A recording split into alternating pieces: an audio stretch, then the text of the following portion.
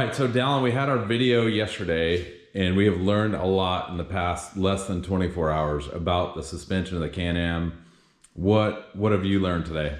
So if you want to get more information about this Can-Am coming out or other cars coming out, you all know we're really big into this. So follow us on our YouTube channel, subscribe. Also get on our Facebook forum. We have a lot of information there. We just listened to the dealer presentation about the whole car and why they did what they did. And they went over the details. Why they did what they did about what? About the entire car. The suspension setup and how weird and praying mantis it looks? Yes. That by far is the biggest complaint about everybody. Like, I wouldn't buy that thing because of the way it looks. So let's talk in detail about what it actually does. So the whole point of it, I mean, it's in racing cars like the M5. They pretty much have that exact same design in their car, other than there's a fender there. So you don't see the praying mantis look. Or if you want to call it the tall knuckle. But yeah, so that praying mantis suspension, I mean, it's in race cars, like it's in a BMW M5, like, you know, it's just there's fenders protecting it. That isn't that strange of a characteristic because it is very important and what it does for the car as far as handling and also what kind of strain it puts on the chassis. Now, when you do that, you're now moving all of that strain from just one little point inside the wheel to now here, which is just giving you a lot more strength and stability in the car. So it's gonna handle a lot better with that. Also, it's a lot less likely to break. So I was really concerned about that praying mantis setup. The tall knuckle is what they call it, and it breaking. They did have Phil Burton go out there and just try to break it by driving the car. Couldn't break it. So it is stout, it is sturdy. Not saying it won't ever break. I guarantee someone's gonna break that. All right, that's so just a matter of time. Did they say anything about rock crawling? They actually talked a lot about rock crawling. This is probably the biggest point of concern with rock crawling and 35-inch tires. For me, I was thinking about it and I'm like, hey, if I go off of a big jump and I have 35s on there, is the sidewall gonna crush and hit the suspension? Now they did say that most, not every, most tires that are 35s will fit in that. So if you get a true to the bone 35, I think you're gonna be having that issue. So I'd maybe stick to maybe a 33. Personally, that's probably what I'm gonna do with that car when I get the car, is probably just put a 33 just so I have a little bit of scrub room, because the last thing I wanna do is scrub it and hit that and break it. I think 33s on your side-by-side is pretty magic. We took the Austin's Turbo S up that rock crawling trail. He had a lot with 33s. He had 32s. He had no problems. So I think you're going to do pretty well with a 33 on this car, maybe even a 32. And they also did talk a lot about the tubbing. Chad, you love tubbing. Boat side. Yeah. I got corrected about that. Tubbing, whatever you want to call it. So, I mean, they also, as you talk about rock crawling, they talked a lot about that, right? As far as the DCT transmission, what you can do, capability there wise, also suspension components, and then the fact that they set that up, for King of the Hammers, so that, tubbing, boating, whatever you want to call it, they set it up to where it is going to do a lot better in the rock crawling, as far as it's not kicking out this way, it's kicking in this way, making it so it can go around big boulders. So they're expected to have this car at KOH. They're expecting this car to perform very well in rocks. They set it up for high-speed desert riding like Lake Havasu. They specifically even said Lake Havasu, and then where we're at. And then they also talked about, Baja 1000, it doing well there, and then also rock crawling. And the reason is the way they have that DCT transmission set up there. And then the suspension components and how you have different modes as far as modes go. Okay, so before you went to bed last night, were you excited about this car? I was excited, but a little bummed, I'm not gonna lie. And then after I got all the information on why you buy the car and what these things they did for it, I am now back to really excited. I'm stoked to get the car. Can't wait to get a car. So what do you think is special about your channel and with this car? The big thing is we're buying the cars, and then we're going out there. We have a 4-mile track to test them on. We're not just driving around there at 20 miles an hour to test these cars. We also have a Pro R in the setup. We also are getting a speed car. We're going to be comparing the 3 beasts against each other, the 3 biggest horsepower cars against each other this season. So, I mean, I don't know if another channel has that. Yeah, it's pretty special. And if you haven't been out to the 4-mile track, you need to get out and check it out. We welcome you to come ride with us. We have rolled cars out there. You said that this new suspension will prevent 50% of the cars, the Can-Ams, from rolling. Let's count on here how many Can-Ams have rolled. These are your rolled ones. Okay, so a lot. How many? 1, 2, 3, 4, 5, 6, 7, 8. 8 cars have went down at the track. So a lot less likely to roll. And they more or less talked about the dynamic suspension. So, I mean, they called it dynamics just like the Polaris Pro. Really? It's called dynamics.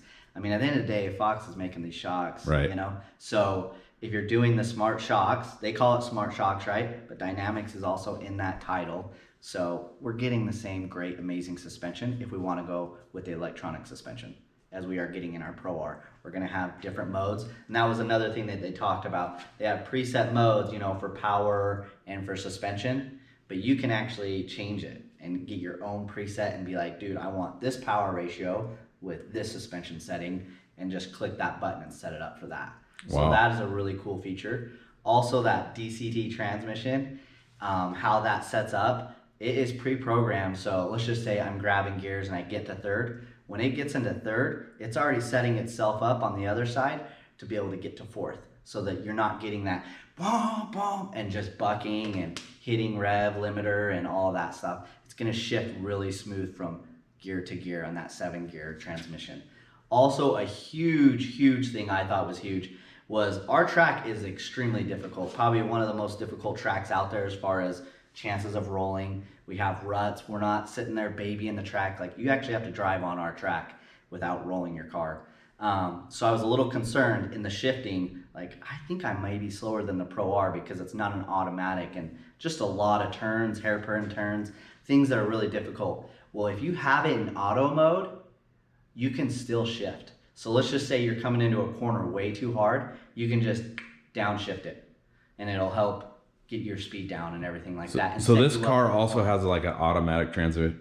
It has an automatic transmission, but you, on the fly, if you decide, hey, I want to shift because I want to get a little more aggressive on my downshift or my going up, you can all of a sudden do that. Now, if you want to just have it in manual and just, I want to shift and I'm the best driver ever and I'm shifting, you can do that. But when it is in auto, you can still shift it, which was pretty amazing. Another feature that I thought was really cool that they talked about was the fact that it's a 3-cylinder car. Now everyone's just assuming it's the original motor from X3. It's not. It's not their original. That was motor. the biggest shocker, I think, for everybody that we weren't really talking about. We thought it was going to be a 1300 cc. Yeah. Ended up being a 999 cc. Yes, but it is not the same motor as the X3. It's a much more heavier built, stouter car, a stouter motor, and also what they did with the programming. So like if you're getting, you know, the higher end model where you have your drive modes, it's set up to where, let's just say you want to go slow, you know, it's gonna have a nice, slow, aggressive drive to it, right? And then you go to Sport, and then there's Sport Plus, right? If you go to Sport Plus, which I'm just more or less gonna call it race mode, it is freaking awesome. What it does is it actually shuts down one of the cylinders, which you think I'm high for saying that, but it's true. It's gonna shut down one of the cylinders when you're at stop and you're ready to take off, and it's gonna use that one to actually spool up that massive 54-inch turbo. Whoa. So that you do not have turbo lag out of it. Oh, yeah, because they talked about not having lag. Yeah, that's how they're doing it. They're shutting down a cylinder and setting up that turbo to not have turbo lag. So when you get out of the gate, then it hits, and it hits immediately. Yeah, because that's our theory with all these DNFs with the Can-Ams, because, you know, throttle control. The track has really sharp turns, and you don't have great throttle control with the stock Can-Ams, the X3s. You either have too little power or way too much power going to those turns. Needs to be more linear. It happened to me in Little Sahara when we were going. You were with me. We go around that turn, and I'm coming in slow, hit the gas, whoom, and we just flip over. Same thing happened to you at the track with Taylor's Can-Am. Yeah. So it's pretty much the same thing. Same exact thing. Yeah. So this is going to have that more even power. So tell us more about that. It's going to be extremely aggressive in sport. That's pretty cool. That's what we're getting at. It's going to be an extremely aggressive car when it's in Sport Plus mode, which I'm more or less just going to call it race mode, because that is like what it's meant for. How do you think that's going to do in the dunes? I think it's going to crush. So just get over the design. Just get over it. Get over the looks and move on. Get the graphic kit. I think the new graphic kit that they put out there is really cool. There's a few different graphic kits, and I think with those graphic kits, it actually looks a ton better. So get over the design, get over the looks. I know it's hard, but get over it, because the car is going to be impressive. What about all the mud and rocks they're saying is going to go right into that front suspension? I don't know about you, but I don't know too many rocks that go down around like that, you know, like that tight. I've had rocks come up in the air and come down, right? But they did build that to be incredibly durable. They said they had Phil try to destroy that and break that. They made it stout. They know that was a concern. I'm just thinking of the mud scraper inside my wheel and how things get caught in between there. But I mean, now if you do the 35 and you're all but there, yeah, I see a concern. That's why I'm not going to a 35. Yeah, 33. I'm gonna do it. That 32 actually looks pretty good. If you've got that much suspension in a 32. If you have a solid 32 that's a true 32, it's not a bad tire. That's a great tire. You're gonna get that high speed out of it. Also, I'm not a big fan of going to a massive tire because you start hurting transmissions, and I'm not gonna put a 35 or anything big to that new transmission and be the first guy to break that for that reason. Yeah. Just because I did an oversized tire. So I would say get even another inch of clearance. Even in the Pro R, 33 is a great tire. Yeah, it does great with the 33. I mean, the transmissions, the car was built and engineered for 32s. So I think when you start getting on those heavy tires, you know, you start having more issues. It's pretty cool how you can put it in Yes. auto mode, but what about, tell us more about the shift on the fly. So you can shift on the fly even when you're in auto mode, but a lot of people, you know, just like me, when I'm in my car, let's just say I went into a rocky area like we just went into last weekend, right? And so we're going back and forth to, man, I don't really want to be in low, it's getting a little too high speed, but I know here in about half a mile, I'm gonna be into rocks again. Well, this, you can go from high to low and back and forth without having to get your car to a stop. So you can go high to low just on the fly. That's cool. So there's another sweet feature about it. I mean, you're gonna be able to just go ham on this car. Yeah, because you can't go high to low in the Polaris, and sometimes you want to do that on the trail. You know, you're going up a windy road and you just want to go from low to high, and you can't do that. You have to stop, and you stop the whole stinking group. Yeah. So sometimes you feel a lot of pressure, like I want to put it in low and save my belt, but I don't want to stop the 4 or 5 cars that are behind me. Yeah. So that'll be nice. I mean, you're just gonna be able to That's rad. shift and do whatever you want whenever you want. Like that's what they've set it up for. All right, so bringing this out on the track or racing out in the dunes, like how do you think this is going to do in racing? Let's be real here. I think this thing is going to be incredibly amazing car when it comes to racing. They actually, you know, one issue I have with my Pro R, it's the 4-cylinder. I can't do a lot of the races because of that. They personally set this up with Rova and Best in the Desert. They know that their max width is 80 inches. So that's why they did 77 inches to make it so once you load your car up with all your tools and gadgets and your boxes and your extra tire and this and that, your car's gonna squat, it's gonna get wider, right? So that's why they gave you that 3 inches of wiggle room so that you're gonna still be legal. So they are building this car to make sure that you can still go do all the races. Right on. So even with the larger turbo, are you going to be competing with Pro Rs now? Well, I mean, we'll see technically we're still a 3-cylinder, right? So, and it's a stock, you know, this is a factory car. This is a factory car with 3-cylinder. So I think we're going to be able to make the races still. Wow. With this car. I could be wrong. I mean, it's up to every, you know, racing event on what they want to do, but we know Atlas Offroad got shut down because they had a big turbo, and this is a big turbo. But since this is manufactured, you know, I think they're gonna just look at it as that's a stock car with 3-cylinder, and it's still a 999 cc car. That's crazy. So I want to talk a little bit more about suspension. I want to talk about how when they have the side-by-side comparison from the X3 to the Maverick R, it does not look like the joints at the end are that much better, to be honest. So they said by doing this praying mantis tall knuckle, it actually reduces a lot of scrub. It also reduces a lot of pressure on all of your joints. So actually, if they kept everything the exact same strength as they had on the X3, which they didn't, but if they did, it would actually hold up better than it would with the X3 because you're transitioning that weight from here to here. It's not all coming from here. So with that upper A-arm being so much higher, the pivot points and all the things that they've done, it's just less pressure on every joint. The whole entire frame of the car, the chassis of the car, it gets rid of a lot of pressure, and also them going all the way over the top of the tire. Because they talked about, we could have just went flush with the tire like I'm sure all you guys want, so we can put our 37-inch tires on there. But by doing that, you still have a lot of that pressure. By putting it on there, it doesn't solve the problem. It's centering it with the knuckle inside the hub. That's where it works for you. Cool. And then another thing that they did is they actually did double shear a lot more joints. So a lot of people are wondering, they don't think things are double sheared. They actually did double shear a lot more joints than we really saw in the video yesterday. And then also they put a lot of rubber grommets in it to make it so that we don't get those squeaking and that cracking like we kind of notice in the Can-Am. I call it the brass bed. Yeah, I mean, it makes a lot of sounds. They said they put a lot of rubber bounce in there to get rid of that. All right, so what about the brakes, man? What do you think about the brakes? What's the We're all update stoked on the brakes? about the brakes. It's very similar information that we got yesterday. We got another piston. It's a 16-inch wheel if you get the bigger package, right? Meaning you also get a bigger disc and you get a thicker disc, and it's going to brake a ton better, they said. So the brakes are going to be tremendously better. So let's talk about the different packages. So the different packages, there's 4 packages. There's base, which it's pretty much, you get that DCT transmission, you get the 240 horse, half doors. Then you move up to the next package, which is the X. That package, you're gonna get the 4-point harness and the roof. And then you move up to the XRS, and that's when you start getting the bypass shocks and all the other goodies. And then you go to the XRS Smart Shocks, and then you get your Smart Shocks to go with it. That's kind of the meat and potatoes of the big things of why you go from package to package.